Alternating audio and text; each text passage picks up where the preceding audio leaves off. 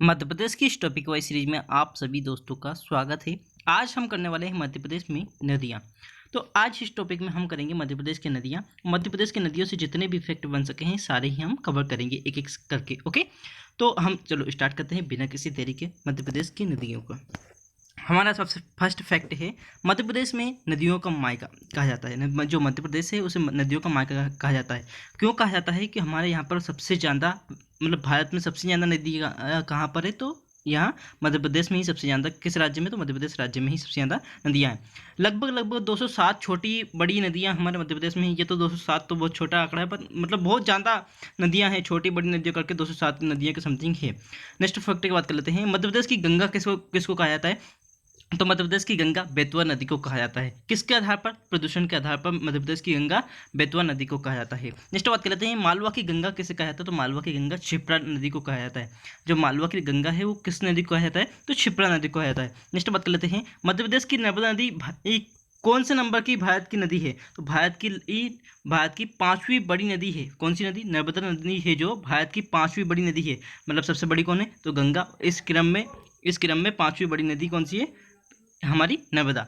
लंबाई कितनी है इसकी, 13-12 किलोमीटर, जबकि एमपी में कितनी है, 1077 किलोमीटर। ओके, नेक्स्ट बात कर लेते हैं, नेक्स्ट फैक्ट की। नर्मदा नदी भारत के उत्तरी तथा दक्षिणी भागों के विभाजक रेखा का काम करती है।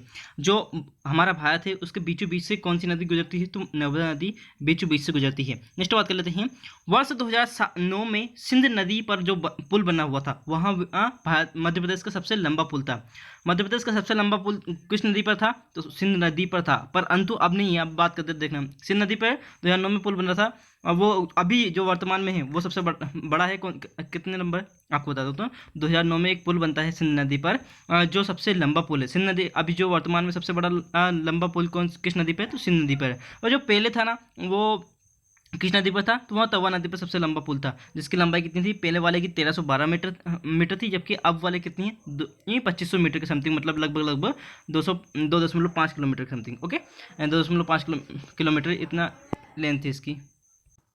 तो जैसे कि मतलब पहले अभी वर्तमान में सबसे लंबा पुल पूछा जाए तो वर्तमान में सबसे लंबा पुल कौन सा है, तो सिंध नदी पर बना हुआ पुल सबसे लंबा है, जिसकी ये लेंथ पूछी जाए आपसे तो कितना है, 2.5 किलोमीटर के समथिंग है। ओके, अब नेक्स्ट बात करते हैं, वर्धा और वेंगंगा के संगम को क्या कहा जाता है, तो वर्धा और वेंगंगा के संगम को प्राणहिता कहा जाता है। क्या कहा जाता है, प्राणहिता वर्धा और वेंगंगा के संगम को कहा जाता है। नेक्स्ट बात करते हैं, मध्य प्रदेश की 4 बड़ी नदियाँ कौन कौन सी है, तो मध्य प्रदेश की 4 बड़ी नदियाँ हैं। सबसे बड़ी नदी कौन सी है, नर्मदा, फिर कौन सी है, चंबल, फिर कौन सी है, सोन, फिर कौन सी है, ताप्ती। यह 4 बड़ी नदियाँ हैं।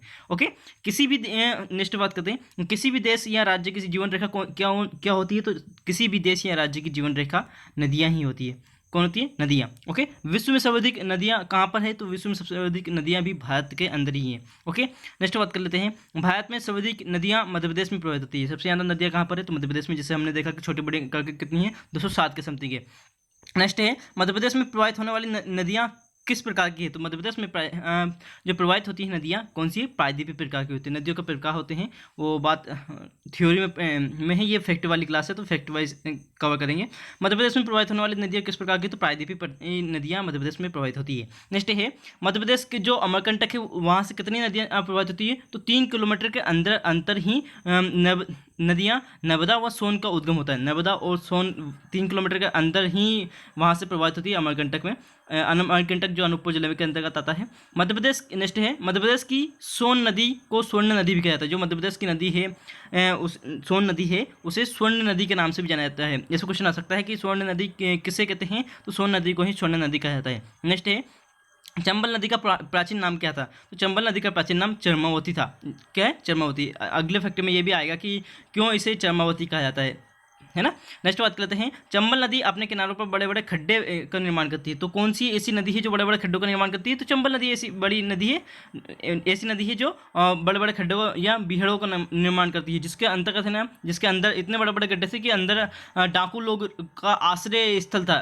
इसके अंदर डाकू लोग रहते थे। इसके अंदर इसकी एक मूवी भी बनी है, पान सिंह तोमर करके नाम करके। ओके, आप देख सकते हो। नेक्स्ट है बेतवा प्रदेश की 5वीं बड़ी नदी है। जो प्रदेश की 5वीं बड़ी नदी कौन सी है? तो बेतवा नदी प्रदेश की 5वीं नदी है। सब कुछ सब कुछ बताएंगे, मैप के द्वारा बताएंगे। ये वाली जो आज की क्लास है, जो फैक्ट्री की क्लास है, जो नेक्स्ट क्लास जो आएगी उससे मैप के द्वारा हम एक एक नदी को कवर करते हुए चलेंगे। ओके, नेक्स्ट बात कर लेते हैं। मध्य प्रदेश की नर्मदा तथा ताप्ती नदी डेल्टा नहीं बनाती। जो मध्य प्रदेश में जो नर्मदा तथा ताप्ती नदी दोनों वो डेल्टा नहीं बनाती है, तो क्या बनाती है? एस्चुरी बनाती है। क्या बनाती है? एस्चुरी। ओके, नेक्स्ट बात कर लेते हैं। वैनगंगा नदी किस दिशा की ओर बहती? तो वैनगंगा नदी दक्षिण की ओर बहती। किस ओर? दक्षिण की ओर। नेक्स्ट बात कर लेते हैं। मध्य प्रदेश में उत्तर की ओर बहने वाली नदियों में चंबल, सोन, केन व बेतवा शामिल है। जो मध्य प्रदेश में ऊपर की ओर कौन कौन सी नदी बहती है? चंबल, सोन, केन व बेतवा। नेक्स्ट बात कर लेते हैं। पश्चिम की ओर बहने वाली नदियों में नर्मदा व ताप्ती मुख्य है। जो पश्चिम की ओर बहती है उसमें सबसे कौन सी नदी है? नर्मदा व ताप्ती। और बात करें तो माही नदी भी पश्चिम की ओर बहती है ना, जो करके दो बार काटती है ना। नेक्स्ट बात कर लेते हैं। मध्य प्रदेश का सबसे ऊंचा जलप्रपात चचाई जलप्रपात है। मध्य प्रदेश का जो सबसे ऊंचा जलप्रपात है कौन सा? तो चचाई जलप्रपात। ओके, नेक्स्ट है। वाल्मीकि रामायण के बालकांड में सोन नदी को शुभागधि कहा गया है। क्या कहा गया है? वाल्मीकि रामायण के बालकांड में सोन नदी को शुभागधि कहा जाता है। ओके, नेक्स्ट बात कर लेते हैं। महाभारत में कहा गया है कि राजा रंतिदेव, अच्छा, एक राजा होते हैं रंतिदेव, उन्होंने अतिथियों के सत्कार के लिए गायों का बलिदान दिया था। उस बलिदान के खून से ही क्या होती है, ऐसा कहा जाता है कि जो नदी का निर्माण होता है वो चर्मावती नदी का निर्माण होता है, उसे आजकल चंबल के नाम से जाना जाता था। तो ऐसा माना जाता है कि जो राजा रंतिदेव है उन्होंने अतिथियों के सत्कार के लिए गायों का बलिदान दिया था। उससे नदी का निर्माण होता है। कौन सी? उनके खून से, उन गायों के खून से क्या नदी का निर्माण होता है, उसे ही चर्मावती नदी कहा जाता है। ओके, जिसे आजकल चंबल कहते हैं। नेक्स्ट है। मेघदूत में कालिदास ने चर्मावती का उल्लेख किया है। जो मेघदूत कालिदास का एक महाकाव्य है मेघदूत, उसमें चर्मावती का उल्लेख भी है। नेक्स्ट है। पद्म पुराण में भी स्वयं भगवान शिव ने वेत्रवती की पवित्रता प्रतिपादित की है। वेत्रवती की पवित्रता का प्रतिपादन कहाँ हुआ है? तो यहाँ हुआ है कहाँ पर? भगवान ये परम पुराण में है। ओके, भगवान शिव द्वारा। नेक्स्ट है। वेत्रवती का उल्लेख साहित्यिक कृतियों में भी हुआ है। जो बाणभट्ट ने कादम्बरी और कालिदास ने मेघदूत का इसका वर्णन भी किया है। नेक्स्ट है। बेतवा बुंदेलखंड की जीवन रेखा कहा जाता है। जो बेतवा नदी है उसे किसकी जीवन रेखा कहा जाता है? बुंदेलखंड की। जबकि मालवा की जो जीवन रेखा कौन सी है? क्षिप्रा नदी। ओके, वहाँ यहाँ के सांस्कृतिक और साहित्यिक गतिविधियों का केंद्र भी है। क्या है? नदी की बात की है उन्हें। नेक्स्ट है।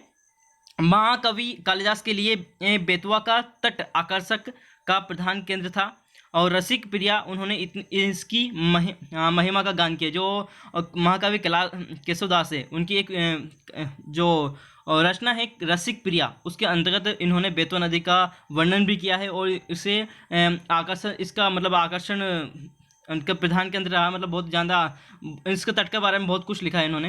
नेक्स्ट बात कर लेते हैं। नेक्स्ट वाला फैक्ट, महाभारत में कहा गया है कि जो ताप्ती नदी है वह सूर्य की पुत्री है। महाभारत में ऐसा कहा गया है जो ताप्ती नदी है जो सूर्य की पुत्री है। नेक्स्ट है। केन का प्राचीन नाम क्या है? तो केन का प्राचीन नाम क्या है? दृढ़नावती। क्या है? दृढ़नावती। ओके, नेक्स्ट है। टोंस नदी किस नाम से फेमस है? तो टोंस नदी पुराणों में जो तमसा के नाम से फेमस है। किस नाम से? तमसा के नाम से। नेक्स्ट है। तमसा का उल्लेख मार्कंडेय, मत्स्य, वाल्मीकि रामायण, वामन व वायु पुराणों में भी होता है। तमसा जो है उसका उल्लेख मार्कंडेय, मत्स्य, वाल्मीकि रामायण, वामन और वायु पुराणों में भी होता है। नेक्स्ट है। वैनगंगा का उल्लेख भी महाभारत तथा अनेक पुराणों में भी मिलता है। जो वैनगंगा है उसका उल्लेख महाभारत तथा अनेक जैसे पुराणों में मिलता है। नेक्स्ट है।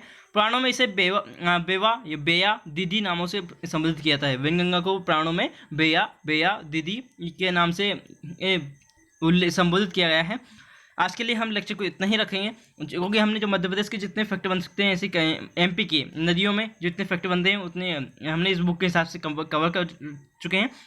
नेक्स्ट वाला जो टॉपिक होगा हमारा उसी नेक्स्ट वाला जो सेशन होगा है ना, उसी में क्या होगा कि एक एक नदियों को लेंगे और उसे पूरी तरह से मैप के द्वारा समझेंगे। आज मैंने कोई मैप नहीं लगाया इसमें, सब कुछ समझेंगे मैप के द्वारा। ओके, तो बने रहें हमारे साथ, लाइक करें वीडियो को और जितना हो सके उतना शेयर जरूर करें, अपने दोस्तों और रिलेशन में शेयर जरूर करना है। ओके।